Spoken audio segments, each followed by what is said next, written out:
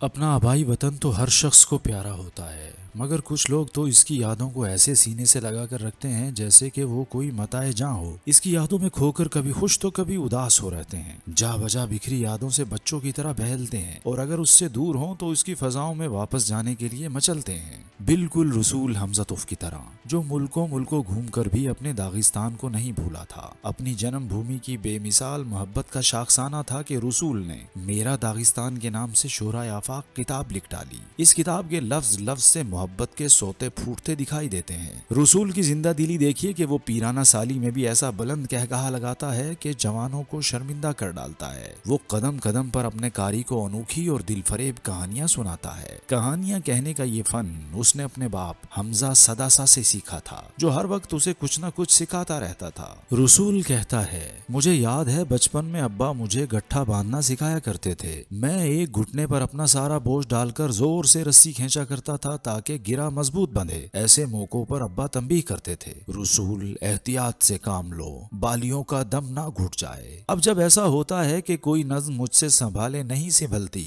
और मेरी लगातार कोशिश के बावजूद कोई मिसरा नज्म का जुज नहीं बन पाता, तो मैं अपनी पूरी ताकत से काम लेते हुए उसे नज्म में गठाने का जत्न करता हूँ। तो हर ऐसे मौका पर मुझे अब्बा के अल्फाज याद आ जाते हैं, रसूल एहतियात से काम लो, बालियों का दम ना घुट जाए। रसूल एहसास की दौलत से माला माल है। उसके नजदीक एहसास ही जिंदगी है, एहसास ही जिंदगी का हुस्न है। इस बात को वो बहुत खूबसूरती से बयान करता है। आपने एक सीना तो तैयार कर लिया है, लेकिन इसमें धड़कता हुआ दिल रखना भूल गए हैं। दो आंखें तैयार कर ली हैं, लेकिन इनमें फिक्र की आबो ताप पैदा करना आपने फरामोश कर दिया है। और इसके बगैर आंखें मुर्दा दिखाई देती हैं। इनमें और अंगूर के दो दानों में कोई फर्क नहीं। जिंदगी की शायद सबसे बड़ी खूबसूरती यही है कि ये कभी एक पैटर्न पर नहीं चलती। अगरचे ये दरिया की तरह हमेशा रवा दमा रहती है, मगर इसका रुख लहजा लहजा बदलता रहता है। इस दरिया की गहराई में कमी बेशी होती रहती है। इस हकीकत को रसूल एक मिसाल से समझाता है।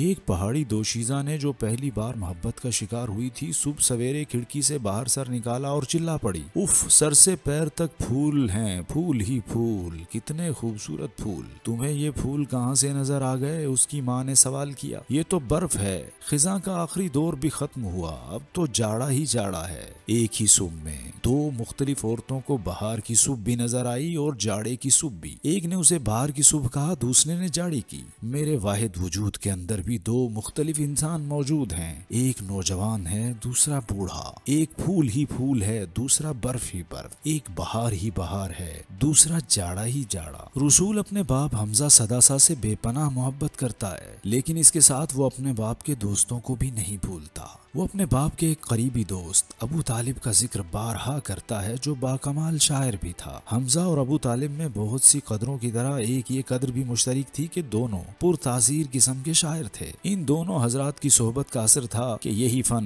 मिनो अन रसूल में मुंतकिल हो गया। वो खुद कहता है, जिस तरह सूप में खुशबूदार मसाला मिला दो तो उसकी लज्जत दो चंद हो जाती है, इसी तरह मैं अपनी फीकी दास्तान में मौका मौका से कहानियों और कहावतों की झालर टाँक कर उसे ज्यादा दिलकश बनाना चाहता हूँ। रसूल का जिंदगी को देखने का अंदाज ही निराला है। वो चीजों, रवैयों, हालात और वाकयात, तौर अतवार को वैसे नहीं देखता जैसे आम लोग देखते हैं। वो हल्की सी नजर से चीजों को गहराई तक देख लेने का हुनर जानता है। तभी तो वो कहता है, बैल की कुव्वत का अंदाजा उस वक्त नहीं लगाया जा सकता जब उसने जुताई का काम शुरू किया हो, बल्कि उसका सही अंदाजा काम खत्म होने पर लगाया जा सकता है। इससे नहीं कि वो चरागाह में घास कैसे चरता है, बल्कि इससे कि वो हल कैसे खींचता है। घोड़े की तारीफ उस वक्त नहीं करनी चाहिए जब आप जीन पर बैठ रहे हों, बल्कि उस वक्त जब आप घोड़े से उतर रहे हों। रसूल सलाहियत को बिनाई, दौलत, तालीम और मुताले का मरहून मिन्नत करार नहीं देता। उसके नजदीक सलाहियत किसी और शय का नाम है। वो शायद उसे खुदा की अता करार देता है। तभी तो वो कहता है, अगर सलाहियत का ताल्लुक सिर्फ बीनाई पर हुआ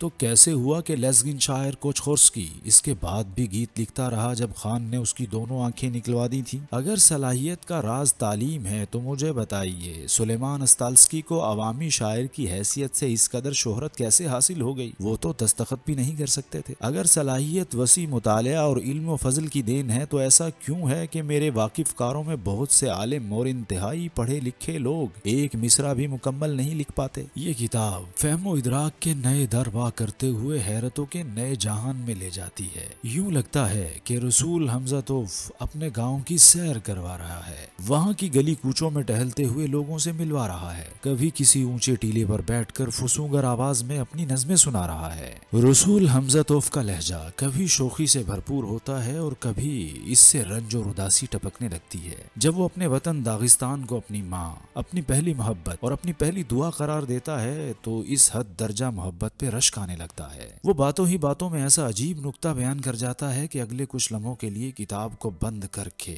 उसके कलाम की गहराई में खोना पड़ता है। रसूल का बात समझाने का अंदाज निहायत दिलफरेब है। वो नसीहतों को पत्थरों की तरह बरसाने का कायल नहीं, बल्कि वो नसीहत करने के लिए मुनासिब मौका और महल तलाश करता है, फिर एक जीरक शाहसवार की तरह ताक के वार करता है और मद्दे मुकाबिल का काम तमाम कर देता है। लेकिन इससे पहले वो मुनासिब तरीन माहौल तैयार करता है। रसूल के लहजे में कोई तुंदी और तेजी नहीं है। वो ठहर ठहर कर कदम आगे बढ़ाता है और वो चाहता है कि उसका हमराही भी इसी मिजाज का हो, न हो तो इसमें ढल जाए। ये खू शायद उसे पहाड़ों के कुर्ब ने अता की है। रसूल की हर बात से मोहब्बत का रस टपकता नजर आता है। यूं लगता है कि एक पीरे जहां दीदा अपने आने वाली नस्लों को जिंदगी गुजारने का सुनहरा उसलूब अता कर रहा है। मुल्कों फिर कर रंगो नूर रोशनियों के सैलाब में नहाने वाला रसूल अपने वतन की मोहब्बत में रतबुल लिसान है। वो पेरिस, लंदन, टोक्यो और कलकत्ता की तारीफ एक दो जुमलों में मुकम्मल कर देता है,